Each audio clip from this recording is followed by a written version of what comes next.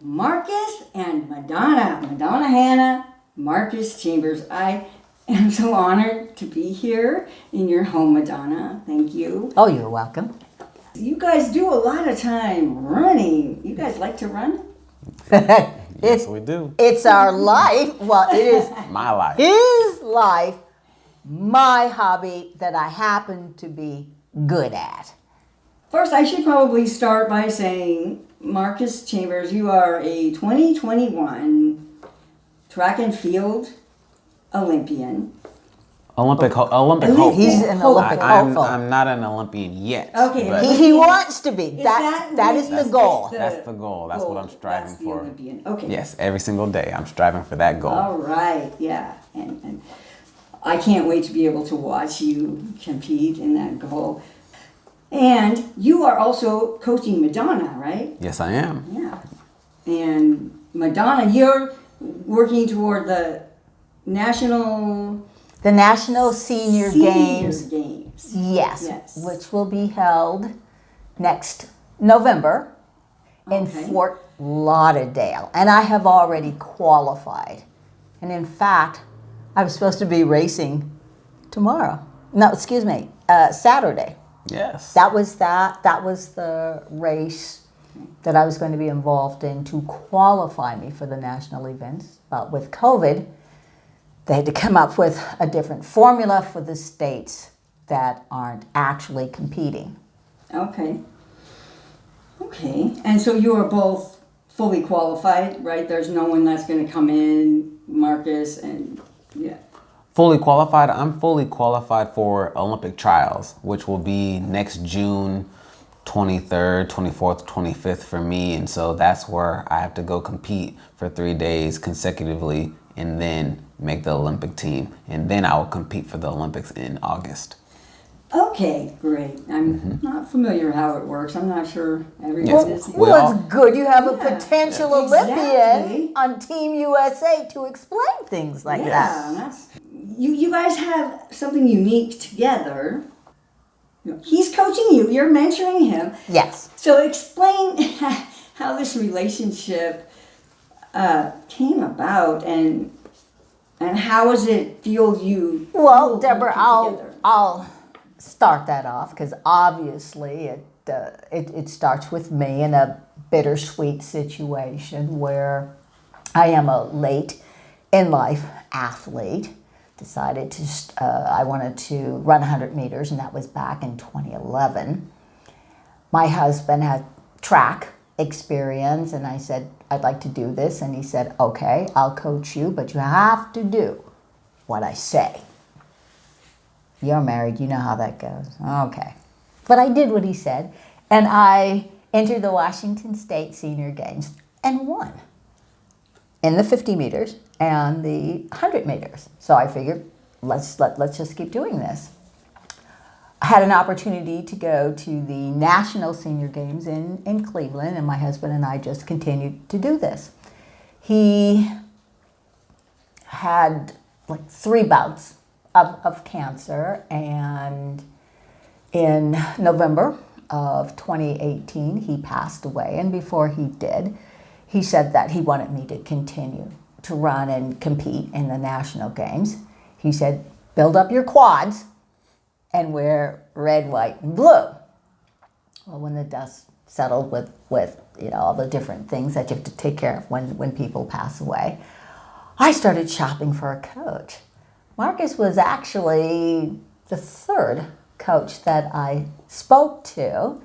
And I'll tell you something, if I had not have ruptured my Achilles in 2015, I never would have met Marcus because, yes, I never would have met Marcus because, not at the same time, but we were going to the same physical therapy facility. Wasn't anything wrong with him, that's just part of his training. But with me, it took a while to rehab a ruptured Achilles. Yeah. Reached out to the owner of that facility.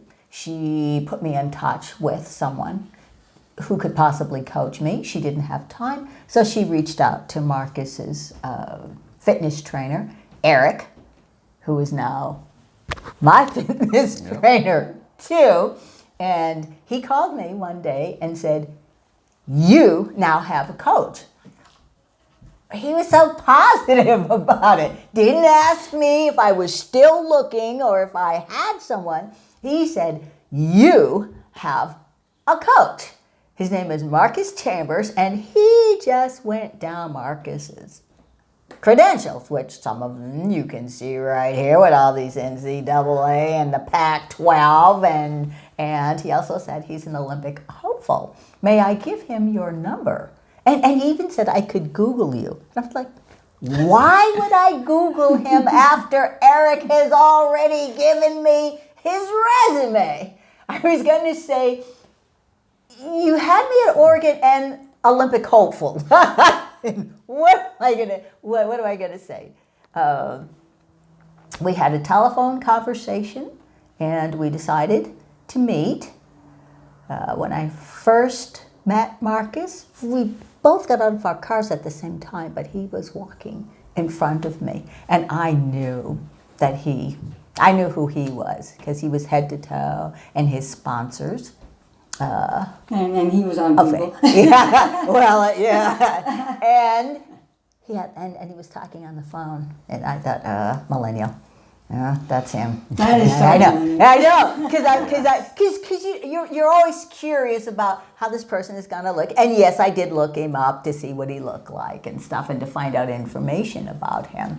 And but still, when you see somebody in person, then Marcus, you can pick it up from there when you walked into the stadium and saw me, and I said, "Marcus?" When Eric called me, I had no clue what type of athlete I was really going to be able to work with. And the one thing that I wondered was, with me being a younger coach and understanding that I'm going to coach a mature woman, that I wanted to make sure that she was going to listen to me and respect me, because, I'm usually the one respecting my elders, respecting the ones older than me.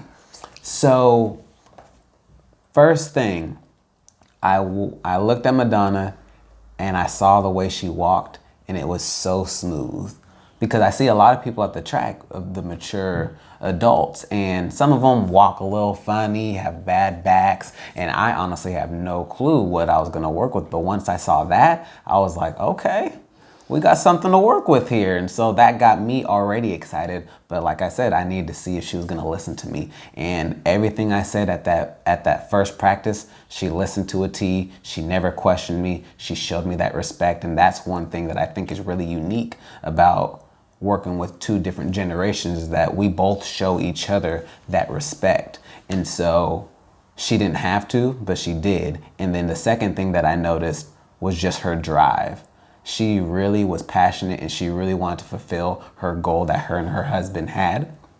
So I wanted to be able to help her with that, because if she's gonna do what I say, listen to me, respect me, and work hard, how could I say no to that? Like, those are the type of athletes I would love to work with.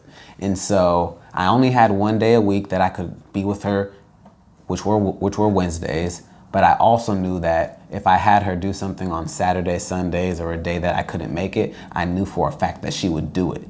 And I knew that team together would definitely do great things. And that's why we came back with 2 silver medals. And then next year we're gonna come with gold. And so I really think that's really unique about us. And that's what I saw with my first impression of her. And so sky's the limit, because now you asked about us being coaches. She's my coach in speaking. She's my mentor in Toastmasters, but she really coaches me and helps me try to create this process that I'm trying to be a youth international speaker, and she's helping me grow in that. And so I show her the same respect that she shows me. I listen to her, I do what she says, I practice just like she does on the track. And so she's being able to coach me that way. And also, with her being a mature adult and having so much experiences in life, she's also been my what would you call it? Well, first of all, it sounds like I'm sort of a sort of a life coach to you. Yes, but life coach in general. but I also, because I have a background in marketing, public relations, promotion, image, clothing consulting. There you go. That's what I was looking for. I'm like a one-stop public relations firm So for he has him to do because She has fashion everything. marketing. Yes, she has everything. And I have a background at the corporate level in retail management and in apparel manufacturing, and that takes in a lot of it takes in a lot of things that people don't realize. But I do have the marketing, the public relations, and have been able to That's what. assist. Yes, yes, I was ironing his. Deborah, you know how men can be. Yes, I have my clothes to change in. They're laying on the floor over there. And I thought, well, let me just take a look at them. They're wrinkled. And I said, we're not doing this wrinkle. I will iron them, which you put on enough fashion shows and things like that and do photo shoots. No. And he was very good. He was very good about it. He didn't complain. Now, what I do want to bring up was at our very first meeting, sure, Marcus wanted to know what my times were, what I ran. I run the 50 and the 100 meters. And he actually had me doing things, drilling, and I fell. And I'm laying on the ground on my back, and I'm looking at Marcus, who was just kind of standing there, and he'll tell you what he was thinking. But I'm just laying there on the ground, and I'm laughing, and I'm thinking that Marcus is thinking, here I am as a favor. I've got to coach the oldest person that I have ever coached in my whole life, and she has fallen on her back. Yes. And what were you thinking, Marcus? I didn't really know what to think at that point, but I knew going in that she was going to be doing things that she's never done before. I just knew, I didn't know who her coach was at first, but I was going to have her do things that might have been awkward or just different. And so there would be possibilities. Now, I didn't really think she was going to fall. So when she did, I was like, oh my God, is she really hurt? Like, I had no clue. I mean, it's a mature adult, and this is a type of athlete I haven't worked with before. So I really was more worried about her being injured than anything else. But I was very shocked. First 3 seconds, I was just like, whoa.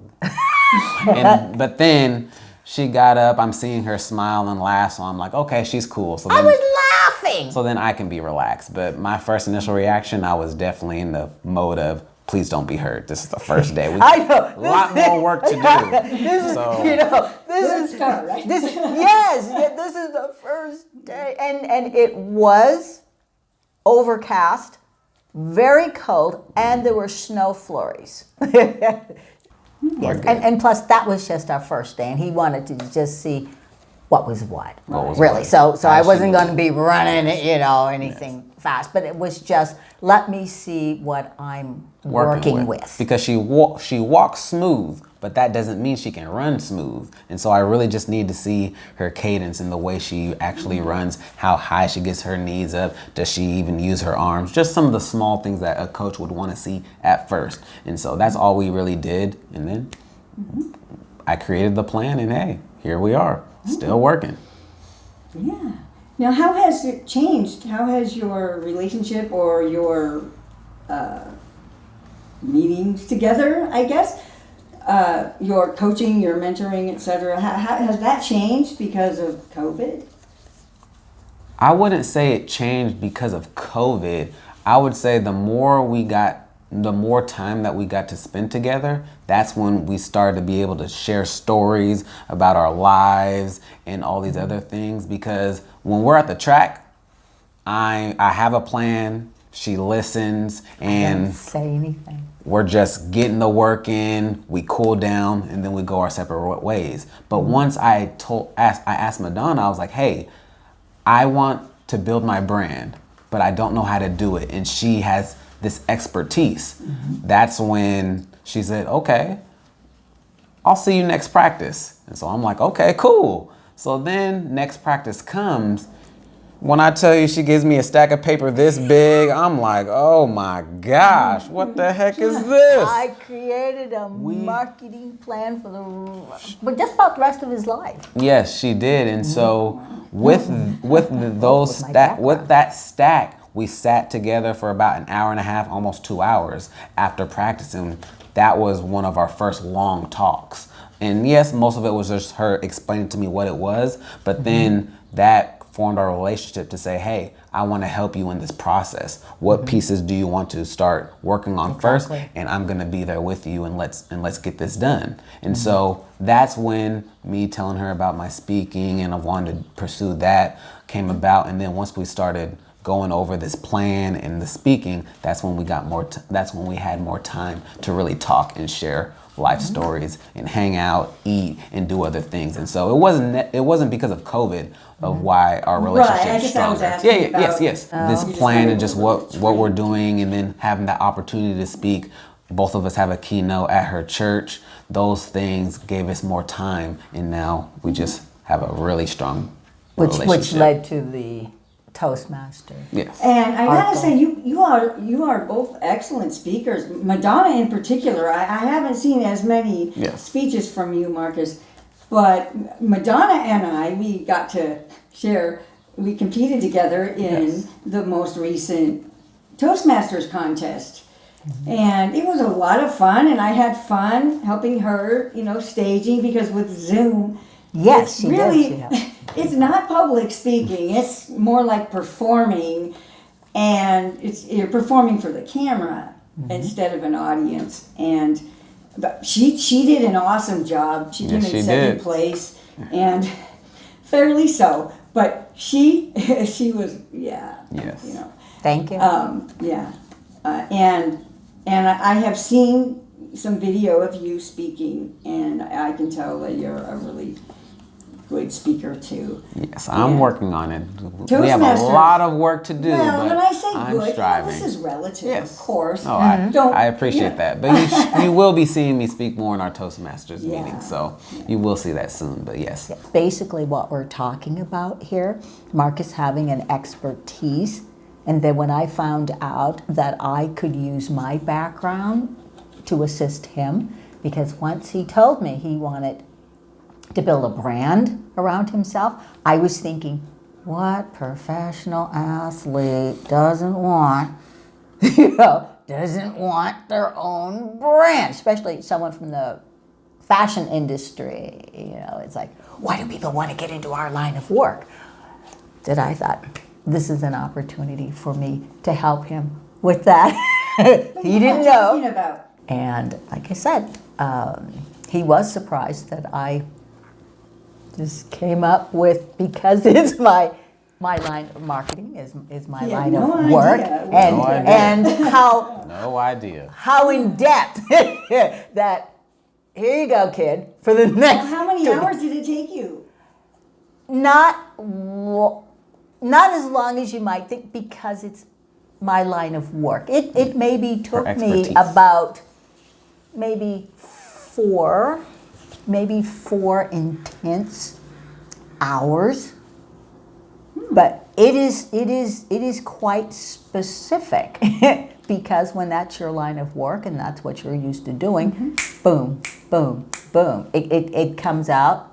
And plus, in marketing and advertising promotion, you work every angle. You work every angle that you can.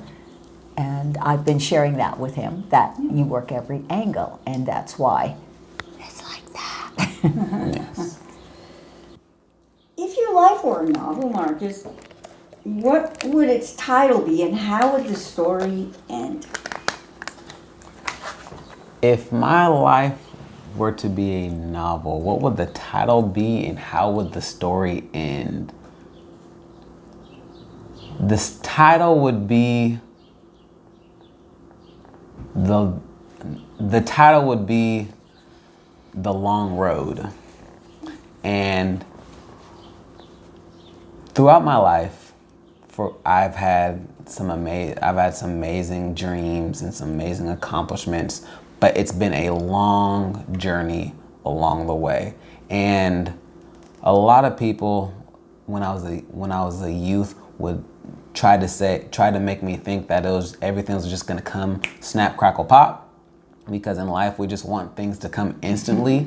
Yes. But what those big dreams for me, there was a lot of hard work, a lot of process, a lot of planning that helped me get to where I'm trying to go, even to this day.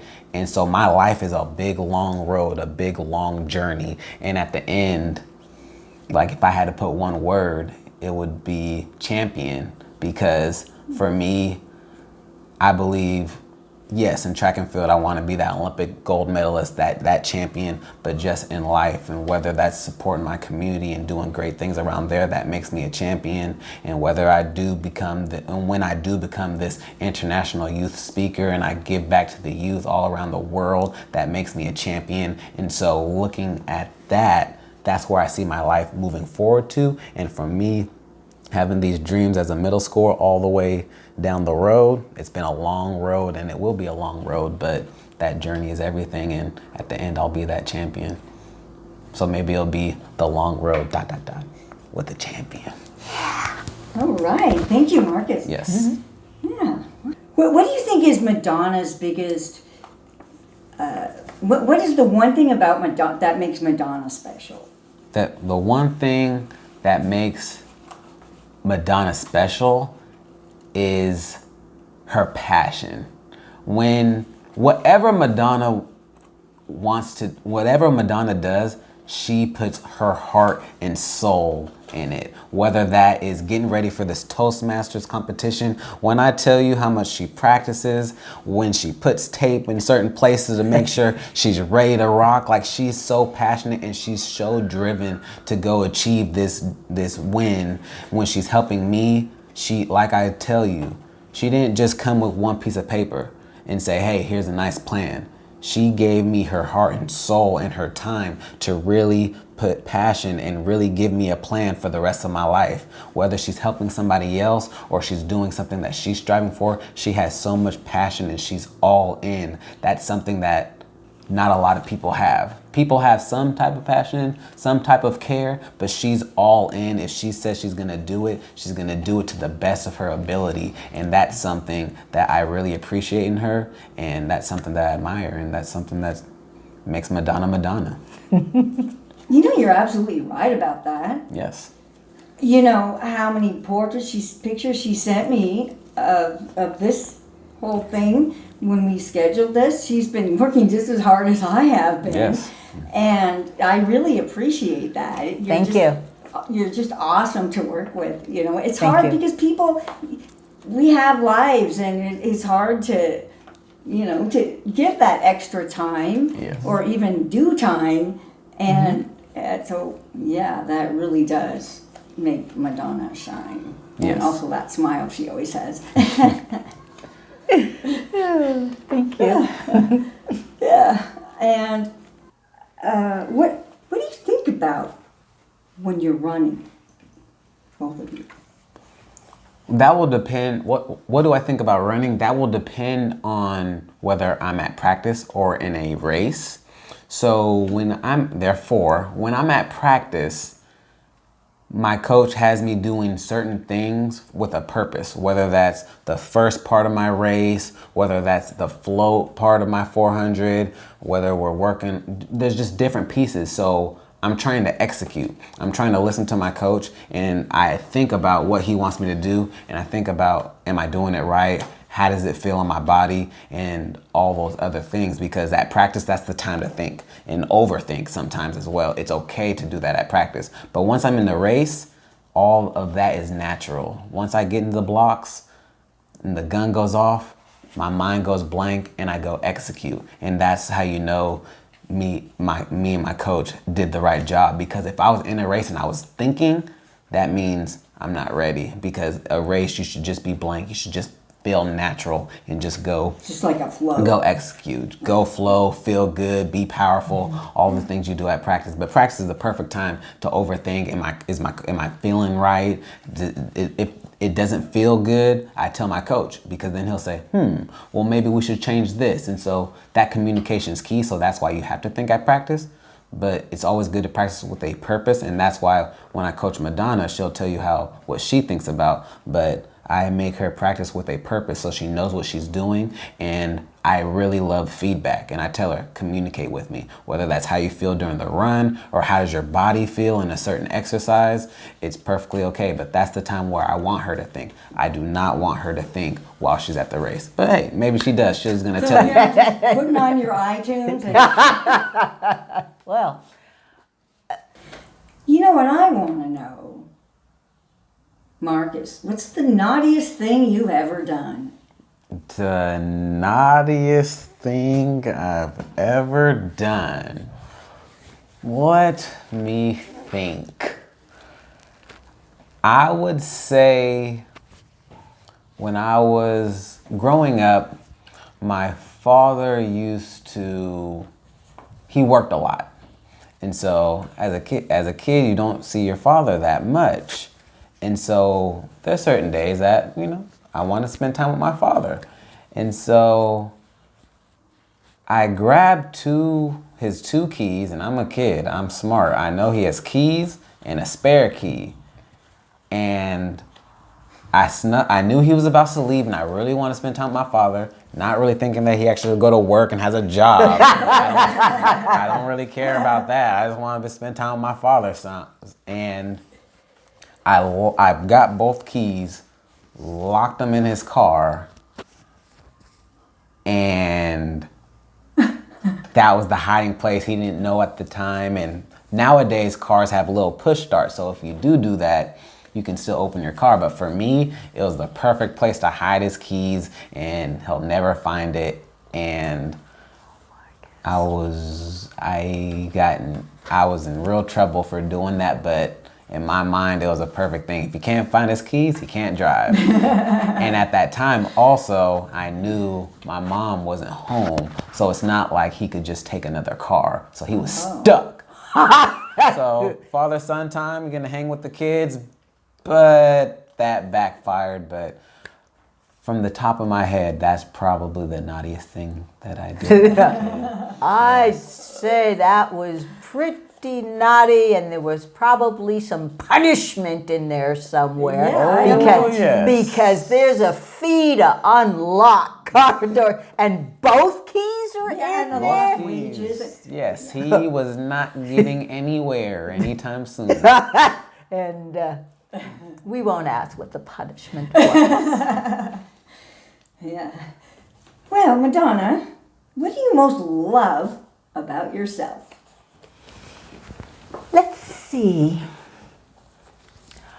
I think what I most love about myself may be the gift that God gave me to speak and to be able to use my voice, because I can do lots of different things with my voice. I can imitate and mimic people, and I have quite a range from high to low. And it's a gift for me to be able to tell stories and to motivate and inspire people. Yeah. Thank you for asking. Yeah. I love that about you too. Well, thank I enjoy you. listening to you speak. Thank you. And just talking to you. Thank you. Yeah. You just have this energizing presence as well. It's just this passion. You're so into it. Everything you say, your whole body is into it. Thank you. Yeah, I like that. How do you think your life will be different a year from now? Why don't Are you you give asking that me? question to him? I'll give that 'cause question to you. Okay. Yes, I was because he's the potential Olympian. Okay. A year from now, I see myself an Olympic champion. And I would like to give you a little bit of insight because every single day I visualize myself in Tokyo in the Olympic final, standing behind my blocks. I'm next to some of the best 400-meter runners in the world.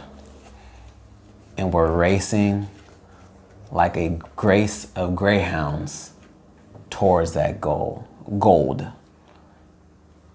And in a year from now, I see myself in that same moment coming out with the victory. What is your biggest daily waste of time? Deborah, I don't waste time. Really? Oh, yes. Oh, yes. Now, I'll tell you why. Because anybody who's listening is, what do you mean you don't waste time? I am the product of an industry where time is money. And it's drilled into you. Whether being at the corporate level in retail and definitely in manufacturing. Time is money. Time is money. I do not waste time. If you've ever met any student who's in my class, boom, boom, boom, boom. No, from bell to bell, we're busy. Bell to bell. Even me living here alone, I have to make myself, okay, Madonna, you're going to sit and you're just going to read a fashion magazine or read something light.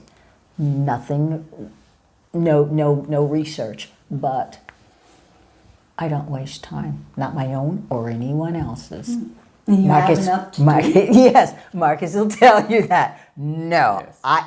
I do not waste time. It's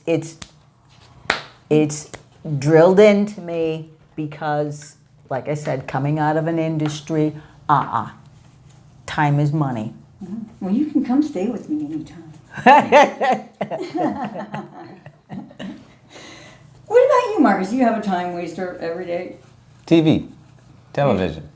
My biggest waste of time would be television because television just doesn't do anything for me. It's something that I enjoy doing. And yes, I do need to relax my body, and so it's a good thing to do.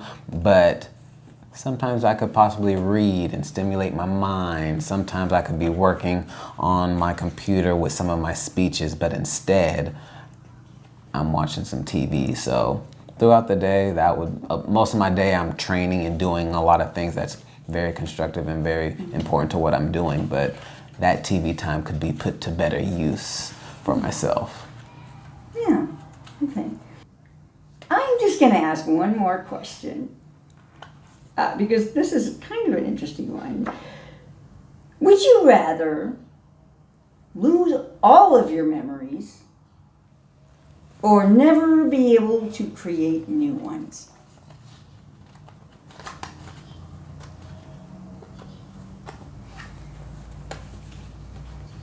Deborah, that is the oddest question. I know, it really is. Who the heck wants to lose all of their old memories because their old memories help shape their future, can comfort them? And my brain is always working because I'm very creative. I need to be able to create new memories. I'm taking a pass on that question. I'm not going to give you either one or the other because both of them are important. Yeah, they are. I agree. Yeah, you're probably going to answer it the same way. No, what are you going to say, Marcus? I'll give you an answer just because. I gave her an answer. She wanted me to select one or the other. And honestly, selecting one or the other is very hard because yes, I would want my old memories because that shaped the man I am today and would help me in my future. But I also want I have a lot more to my life that I want to be able to create those memories and keep pushing forward. And for me, I would get rid of the old ones, and I would want to make new ones, because I would, if from this day forward keep pushing, I would still be in the position I'm at, to where I'm going to reach the Olympics and get that gold. I still plan on having a family and being able to create memories with my wife and then my kids, and those are things that I cherish. I'm a big family man, and I want to be able to make those as well, even though I would forget about some great memories with my friends and family in the past, but I still have a lot more to life, as long as the Lord is willing. So I would want to keep the future. I would want to keep those memories, but I still would really want my old ones. All right. Wow. I really enjoyed talking to you both again. I enjoyed it very much the first time. And the two of you together is just, yeah, it's just really, you guys, you're good together. You really are. Thank you. Thank you. You just have a Appreciate it. chemistry. Ooh, chemistry. That's you do. That's good to hear, because when you connect and you get to know someone, like I said, we are still getting to know each other, and that is really important too, as we have gotten to know you, because when we're in that physical building at Toastmasters, you sit across the room from us, because we have people are territorial and they sit the same. Well, I they always sit in same. the front. Yes, you because sit. I can't hear very well. Yeah, and that's why I sit there. Well, but we always kind of sit in the same place, and Yeah. we're sitting across from you, and then we Yeah. hear you speak. But this has really been a good, from the speech contest, and thank you so much for supporting me and sending me little notes. Oh, that was good. You did, nailed it. That was good. And then, of course, your technical assistance too. So this has given both Marcus and I an opportunity to get to know you more Yes. too. Thank you. Awesome. Yes. Right. Well, Deb got to do that with the tag team, Yes. and I'm excited about it, and I'm looking forward to seeing the two of you in action in the future. Yeah. Thank Yes. you very much. You're welcome. See you all welcome. online Thursday. Thursday. Yeah. Yeah, we'll just zoom in. Just zoom in. Perfect pun. Zoom in. All right.